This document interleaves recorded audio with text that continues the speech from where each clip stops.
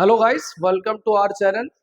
तो आज हम लोग फिर से इसी टॉपिक को आगे बढ़ाएंगे, क्योंकि अभी प्रीवियस जो भी मैंने क्लास जो पिछली रिसेंट पढ़ाई हुई उसमें हम लोग ने थोड़े क्या किए थे, एमसीक्यूज पे डिस्कशन किया था। इसी चैप्टर के बहुत सारे कॉन्सेप्ट पे बात की थी, और और जो हमारा रेट कांस्टेंट हो गया उसके अकॉर्डिंग भी क्वेश्चंस थे, और हमारा इक्विलिब्रियम के क्वेश्चंस भी थे ना। इक्विलिब्रियम कांस्टेंट को जो दो रिएक्शंस होती हैं, एक न्यू रिएक्शन हो गई और एक प्रीवियस रिएक्शन, तो ये हम लोग इस पे अब इसके आगे बढ़ते हैं, थोड़ा आगे मूव करते हैं इसी चैप्टर में। तो आगे मूव करने के लिए देखिए क्या करते हैं हम लोग। पहले कहाँ पे थे हम लोग, देखिए ये सब पढ़ लिया आपने, इतना पीपीटी का सारे एमसीक्यूज हो गए हैं। आज हम लोग पढ़ते हैं ये, क्या पढ़ते हैं हम लोग, ये इसको हम लोग बोलते हैं क्या, फैक्टर अफेक्टिंग इक्विलिब्रियम। इक्विलिब्रियम को कौन कौन से फैक्टर अफेक्ट करते हैं वो बात हम लोगों को इसमें कहनी है, ठीक। अब कौन कौन से फैक्टर इफेक्ट करते हैं देखिए, it is important, sorry it is नहीं हुआ, the important factor of equilibrium are temperature. सबसे ज्यादा सिग्निफिकेंट इफेक्ट कौन रखता है, टेम्परेचर पर, and pressure comma concentration and catalyst. अब कैटलिस्ट कैसे लगता है, मैंने क्वेश्चन कराया था, कैटलिस्ट इक्विलिब्रियम को शिफ्ट नहीं करता है बट इफेक्ट डालेगा। The effect of these factor on equilibrium state can be explained by using Le Chatelier principle. कौन साइंटिस्ट है, ली चैटरली प्रिंसिपल। क्या कहते हैं, इट स्टेट दैट, बहुत इंपॉर्टेंट है, it state that there is a change in concentration, pressure of temperature of any system. देखो यहाँ क्या कितने लोग की बात आई, कंसंट्रेशन, टेम्परेचर और प्रेशर। कैटलिस्ट कब लिया, ली चैटरल ने। तो कैटलिस्ट बहुत ज्यादा सिग्निफिकेंट नहीं करेगा, रेट को बढ़ाता घटाता है, और क्या कहते हैं, पीछे मैंने बताया था कि एक्टिवेशन एनर्जी को बढ़ा देता है या घटा देता है, थ्रेशोल्ड बैरियर को इंक्रीज या डाउन कर देता है, वो तो होता है। बट ली चैटरल में किसको मैंने सिग्निफिकेंट करा है, कंसंट्रेशन, प्रेशर और temperature of the system at equilibrium, the system will try to readjust. जो सिस्टम होता है वो क्या करता है, रीएडजस्ट, मतलब शिफ्ट करने की सोचता है कि कौन सी रिएक्शन जल्दी कराई जाए, कौन सी देर में कराई जाए। Readjust in such a way so as the cancel the effect of the changes. बहुत अच्छी बात, जैसे क्या, घर के अंदर कोई चीज बिखरी पड़ी है, कोई आ गया, तो क्या करोगे कि जो भी इफेक्ट था घर में, हम लोग खेल रहे थे, घर कुछ भी कर रहे होंगे, तो कोई आने वाला है तो क्या करेंगे, जल्दी जल्दी रीअरेंज कर देंगे कि कोई चीज पता ना चले कि हम लोग ये कर रहे थे या कुछ कर रहे थे, किसी प्रकार की कोई भी एक्टिविटी थी। तो ली चैटरल ये कहता है कि किसी भी सिस्टम में इन तीनों चीजों में अगर कोई भी चेंजेस किया जाएगा तो सिस्टम इन सारी क्वांटिटीज में जो चेंज होगा वो उसको इस तरह से लेगा, और इस तरह से आपस में रिएक्टेंट प्रोडक्ट क्या करेंगे, एडजस्ट करेंगे कि जो इफेक्ट है वो कोई भी क्या करे, दुविधा न डाले रिएक्शन कराने में या इक्विलिब्रियम को लाने में। इक्विलिब्रियम में अगर है तो अगर कोई भी चेंज करोगे तो इक्विलिब्रियम इस तरह से शिफ्ट हो जाएगा कि जैसे लगेगा कि कोई भी तरह का चेंज नहीं हुआ।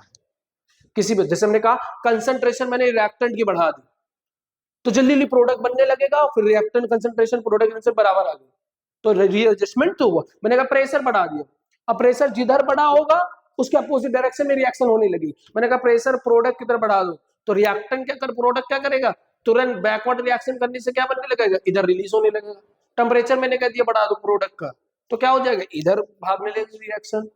तो ये क्या करता है कि रीएडजस्ट करता है जो भी चेंजेस किए गए होते हैं किसी भी इक्विलिब्रियम सिस्टम में, तो कि कोई भी तरह का इफेक्ट शो ना है। पहला क्या इफेक्ट है, इफेक्ट ऑफ कंसंट्रेशन चेंज। क्या है, अगर कंसंट्रेशन में इफेक्ट हो, if we change the concentration of reactant or product in a equilibrium process, then according to Lee Chadwick principle the system will try to reduce the effect of change for the rate and their forward and backward reaction। वही बात आ रही है कि कोई भी तरह का change अगर हम लोग करेंगे तो सिस्टम उसको क्या करेगा, एडजस्ट करने की कोशिश करेगा। मैंने बताया अगर रिएक्टेंट की कंसंट्रेशन बढ़ाओगे तो फॉरवर्ड रिएक्शन भागेगी, प्रोडक्ट की कंसंट्रेशन भागोगे तो बैकवर्ड रिएक्शन भागेगी। क्यों, क्योंकि दोनों की कंसंट्रेशन बराबर करने, क्योंकि इक्विलिब्रियम स्टेट को क्या करना, अटेंड करना है, इस वजह से। आए बात समझ में? आगे बढ़ते हैं। Effect of temperature according to Lee Chadwick principle, increase the temperature favor the endothermic process and decrease the temperature favor the exothermic process. In the reversible reaction, if the forward reaction is endothermic, the backward reaction will be exothermic. अगर forward reaction endothermic है, मतलब forward में क्या कर रहा है, reactant को क्या कर रहा है, गर्म कर रहे हैं। तो अगर रिएक्टेंट को गर्म करेंगे तो क्या होगा, एंडोथर्मिक रिएक्शन होगी, मतलब फॉरवर्ड रिएक्शन चल रही है। तुरंत ही जो प्रोडक्ट है वो एनर्जी लॉस करेगा। लॉस करने का मतलब एक्सोथर्मिक रिएक्शन करेगा कि टेम्परेचर ऑफ द सिस्टम क्या हो जाए, बैलेंस हो जाए। अगर फॉरवर्ड रिएक्शन क्या है हमारी, एक्सोथर्मिक, तो बैकवर्ड रिएक्शन कैसी हो जाएगी, इंडोथर्मिक। ये याद रखिएगा। इफेक्ट ऑफ प्रेशर, ये एक ऐसी क्वांटिटी है, अगर ये एक ऐसा इफेक्ट है निग्लेजिबल भी हो जाता है, तो ऐसी कुछ रिएक्शंस होती है जहां पे प्रेशर का इफेक्ट जीरो हो जाता है, कोई भी तरह का सिग्निफिकेंट इफेक्ट नहीं होता। कब, जब दोनों तरफ के मोल बराबर हो जाए। क्या हो जाए बेटा, बराबर हो जाए। डेल्टा एन की वैल्यू अगर जीरो आ जाएगी तो प्रेशर कोई भी रोल अदा नहीं करेगा शिफ्टिंग ऑफ इक्विलिब्रियम में। ये पॉइंट याद रखिएगा। ठीक, बात करते हैं pressure has its effect only in a gases reaction, क्योंकि प्रेशर किस पर डिपेंड करता है, mole, more mole of the substance more pressure. In the journal, in the case, increase in pressure favor the reaction in which the number of mole decreases and vice versa. कह रहा है pressure जिधर increase होगा तो reaction उस तरफ favour होगी जहां पर क्या होगा, कमी होगी किसकी, मोल की। जैसे मैंने कहा A plus 2B gives to C plus D, तो इधर मोल कितने हैं, 3, और इधर मोल कितने हैं, 2, तो किधर की तरफ रिएक्शन भागेगी, फॉरवर्ड की तरफ। अब इसी का जस्ट उल्टा कर लेंगे, अगर इधर मोल ज्यादा है तो किधर भागेगी, बैकवर्ड रिएक्शन। ये कहने का तरीका है वाइस वर्सा। अब जो मैं इफेक्ट बता रहा था कैटलिस्ट वाला, वो ये इफेक्ट ऑफ कैटलिस्ट। अब इफेक्ट ऑफ कैटलिस्ट मैंने आपको पढ़ा रखा था कि इफेक्ट ऑफ कैटलिस्ट किसको कहेंगे भैया, इफेक्ट ऑफ कैटलिस्ट होगा ये,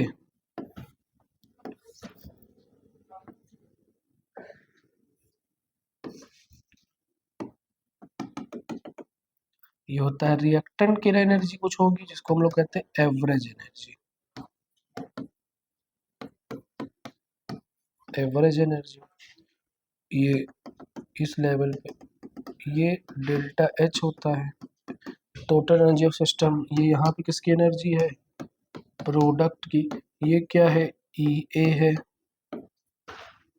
activation energy, the minimum energy required to convert reactor into a product known as activation energy. तो ये किस चीज का ग्राफ दिख रहा है, तो जब कैटलिस्ट इसके अंदर इंट्रोड्यूस करते हैं तो दो चीजें, अब ये इतना लंबा है, अब इसको अगर नीचे ला लोगे तो क्या होगा, रिएक्टर तुरंत प्रोडक्ट में कन्वर्ट हो जाएगा। इसका मतलब क्या है, जब पॉजिटिव करोगे तो रेट इंक्रीज होंगे, निगेटिव करोगे तो इनके रेट बढ़ेंगे।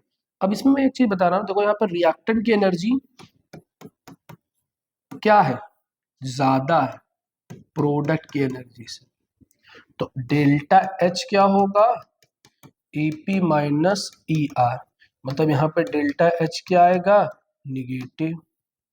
ठीक, तो डेल्टा एच निगेटिव आएगा इन द सेंस क्या है, रिएक्टर ने रिलीज कर दी ना एनर्जी, तो रिलीज कर दिए तो ये किसके लिए ग्राफ है, एक्सोथर्मिक का है। वहीं ये प्रोडक्ट यहां पर बना होता, कैसा, ऐसा कुछ ग्राफ होता, ये ग्राफ होता है कि रिएक्टेंट यहाँ है, प्रोडक्ट यहाँ है। तो अब देखो प्रोडक्ट की एनर्जी ज्यादा है, रिएक्टेंट की कम है, तो क्या आ जाता, एंडोथर्मिक, जिसमें क्या होता है हमारा जो एनर्जी ऑफ प्रोडक्ट है वो ज्यादा होती है एनर्जी ऑफ रिएक्टेंट से, जिससे डेल्टा एच क्या आता है, EP minus E R, final minus initial. तो डेल्टा एच क्या आता है बेटा, पॉजिटिव, और पॉजिटिव किसके लिए होता है, एंडोथर्मिक के लिए। एनर्जी ली जा रही है यहाँ पे और यहाँ पे एनर्जी दी जा रही है, तो यही लिखा हुआ आपके सामने। A catalyst is a substance that increase the rate or speed of the chemical reaction in an equilibrium reaction of the catalyst increase the rate of both forward and backward reaction simultaneously and help to attain the equilibrium. help करता है मगर shift नहीं करेगा at a lower activation energy. ये तो खैर बताया जा रहा है मगर शिफ्टिंग की कोई बात नहीं करी है इसमें डिसएडविग ने। तो कोई भी अगर आंसर आएगा तो आप कहेंगे कैटलिस्ट नहीं कोई शिफ्टिंग में असर देता है। ठीक, तो ये हमारा हो गया इफेक्ट। अब हम लोग आयनिक इक्विलिब्रियम में एंटर कर रहे हैं जिसपे आपको type of acid and base क्या करना है, इसमें आपको type of acid and base बताना है। क्या बताना है आपको? Type of acid and base. तो सबसे पहला कॉन्सेप्ट क्या है? Arrhenius concept of acid base. तो सबसे पहला पॉइंट कि Arrhenius concept of acid base क्या है, किस पर बेस्ड है? Based on aqueous solution. किस पर बेस्ड है बेटा? Aqueous solution. तो आर्हेनियस कॉन्सेप्ट ये कहता है according to this concept acid एक ऐसे सब्सटेंस होते हैं जो वाटर में डिसॉल्व होने पर H+ देते हैं। बेस नहीं कह सकते, बेस नहीं कहेंगे इसको, ऐसी बेस जो वाटर में डिसॉल्व होते हैं उसको एल्कलाइज कहते हैं। एल्कलाइज जो होती है वो वाटर में डिसॉल्व होने पे क्या प्रोड्यूस करती है? OH-। क्या प्रोड्यूस करती है बेटा? OH-।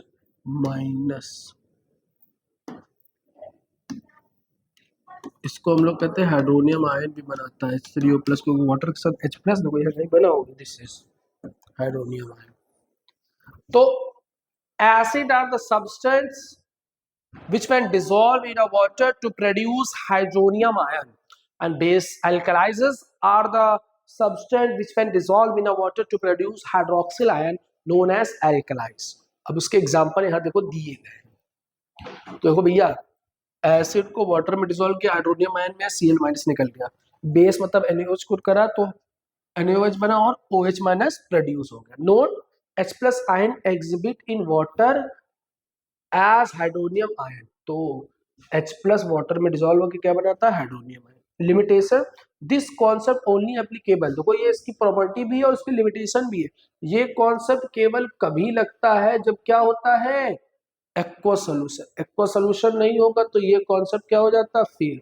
इसीलिए क्या this concept is applicable only at aqueous solution. किस पर बेस्ड है? Only at aqueous solution. अब इसमें मैं 2-4 बातें बताता हूं आपको,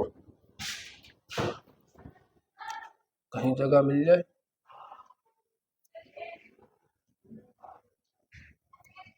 हाँ मिल गई जगह, देखिए।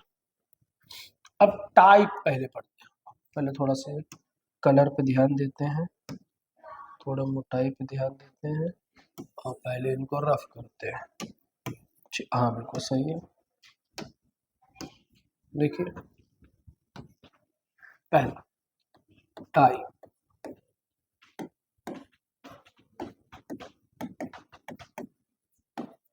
उसको एल्कलाइन बोलेंगे। ठीक, पहला mono basic acid. Mono basic acid.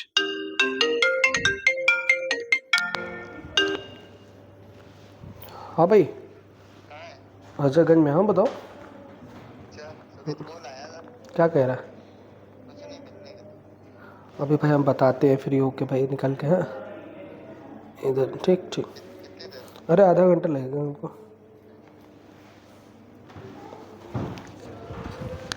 Sorry एक इंपॉर्टेंट कॉल थी। मोनो बेसिक एसिड क्या होता है बेटा? Mono basic acid. बात करते हैं दूसरा डाई बेसिक एसिड। तीसरा try basic acid. Mono di tri क्या है? मोनो मतलब can produce 1 H3O+ ion. Can produce 2H3O plus ion, can produce 3H3O plus ion. अब एग्जाम्पल, तो सर इसमें एग्जाम्पल HCl, HNO3, CH3COOH, ये सब हो गए। देखो सब में एक एक है। HNO3, यहाँ देखिए H प्लस है। तो अब बात करते डाई, तो भैया आपने कहा H2SO4 दो कॉमा, और क्या है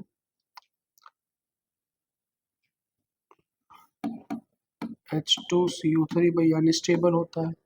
ट्राई में भैया H3PO4, एक और होता है H3PO3, ये डाई में ही होता है, पर होते कितने इसमें? 3। बात करते हैं आगे की। बेस में 1, 2 और 3 mono acidic base, di acidic base और ट्राई एसिडिक बेस। मोनो का मतलब can produce 1 OH minus ion, can produce 2 OH minus ion और can produce 3 OH minus ion। इसका एग्जांपल भैया कहेंगे NaOH, KOH, हाँ ये सारे हो गए। इसमें CaOH का होल ट्वाइस, MgOH का होल ट्वाइस, ZnOH का होल ट्वाइस, CaOH का होल ट्वाइस। फिर बात करते हैं इसमें थ्राइस में FeOH का होल थ्राइस, AlOH का होल थ्राइस। तो ये टाइप है। तो मोनो बेसिक, अब बेसिक का मतलब क्या है? जिसकी बेसिसिटी की वैल्यू 1, यहाँ पे भी बेसिसिटी इसकी 2 होगी, यहाँ पे बेसिसिटी 3 होगी।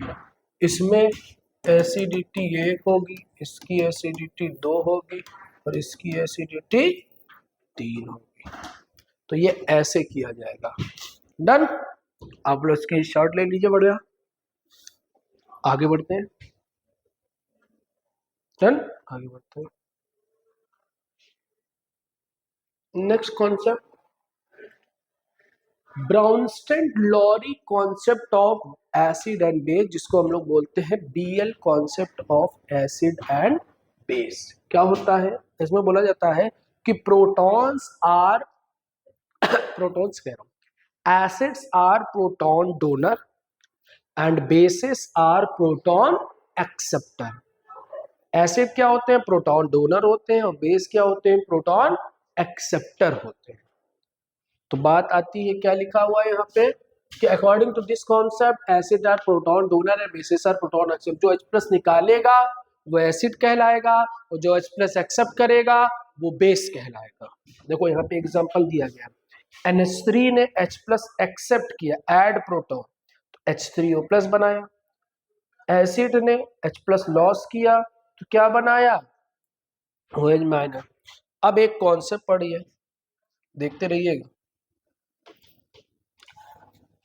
क्या कॉन्सेप्ट है कि कोई भी एसिड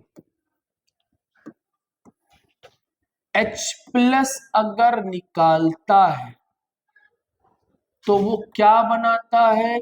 कॉन्जुगेटेड बेस बनाता है। और जस्ट इसका उल्टा, अगर कोई कॉन्जुगेटेड एसिड H+ एक्सेप्ट करता है तो वो एसिड बनाता है। ये भी याद रखिएगा, पहला पॉइंट। दूसरा, कोई बेस अगर H+ एक्सेप्ट करता है तो वो क्या बनाता है, कॉन्जुगेटेड एसिड बनाता है। और कोई कॉन्जुगेटेड एसिड अगर H+ निकालता है तो वो क्या बनाता है, बेस बनाता है। ये बहुत ही प्यारी बात याद रखिएगा। अब जैसे कॉन्सेप्ट आया था HSO4 ये एक ऐसा है, ये एक ऐसी चीज है जो H+ ले भी सकती है और H+ निकाल भी सकती है, मतलब एम्फोटेरिक हो गई। H+ लेने से क्या बनाएगा, H2SO4 H+ निकालने से क्या बनाएगा, SO4 तो ये एक ऐसा है जो एम्फोटेरिक है, जो दोनों प्रकृति रखता है, H+ निकाल भी सकता है और दे भी सकता है। क्वेश्चन आया हुआ इसीलिए मैंने यहाँ लिख दिया, तो ये याद रखिएगा आप लोग।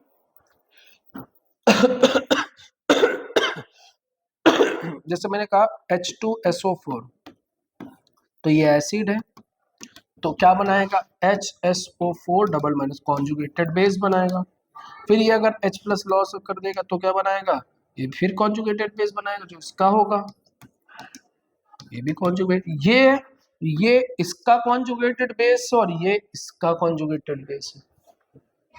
क्लियर, ये याद रखिएगा, इंपॉर्टेंट है। कॉन्जुगेटेड केस में आता है क्वेश्चन, एक लिख के आ जाएगा, तो उसमें आपसे पूछेगा which one of following is conjugated acid और नॉट। डन हो जाएगा कि नहीं हो पाएगा, क्लियर है, नोट कर लीजिए जल्दी से।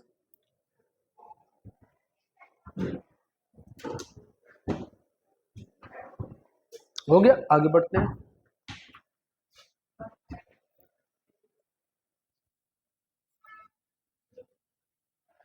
ये पूरा हो गया, पढ़ लीजिए एक बार। हाँ ठीक, वो जो लिखा है वही है, वो मैंने पढ़ा दिया। आगे बढ़ते हैं, क्या लिखा है, लुईस कॉन्सेप्ट, सबसे इफेक्टिव कॉन्सेप्ट दिया था लुईस भाई ने। क्या कहा, according to this concept, according to this concept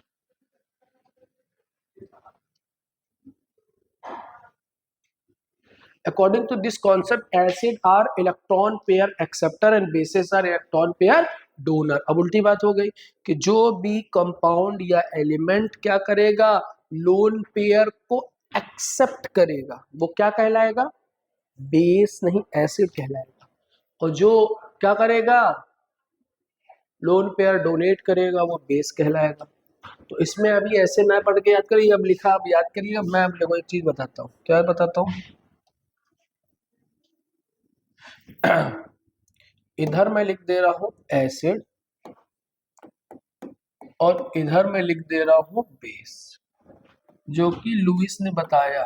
पहला क्या बताया कि acids are lone pair acceptor, और दूसरा base are lone pair donor. Clear. दूसरी बात, क्या दूसरी बात, कि लोन पेयर एक्सेप्ट कैसे करेंगे जब ये क्या होंगे, क्यों एक्सेप्ट करने, क्या है ये सब, इलेक्ट्रॉन एफिशिएंट कितने भी कंपाउंड होंगे वो सब क्या होंगे, लुईस एसिड। और इलेक्ट्रॉन एफिशिएंट कंपाउंड जितने होंगे वो सब क्या होंगे, बेस होंगे। तीसरा पॉइंट, अच्छा डिफिशिएंट है मतलब इनके पास क्या है, हैव एम्प्टी ऑर्बिटल, और इनके पास क्या होगा, नॉट हैव एम्प्टी ऑर्बिटल। ठीक, बात करते हैं चौथा पॉइंट।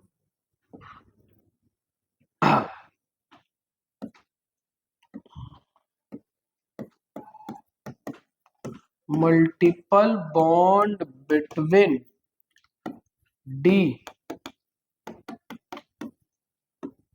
दी सिमिलर एटम, जैसे CO2 SO2 सब एसिडिक होते हैं ना, मल्टीपल बॉन्ड मतलब डबल और ट्रिपल बॉन्ड अलग अलग आइटम्स के बीच में होंगे, वो भी क्या कहलाएंगे, एसिड। और यहाँ क्या होगा,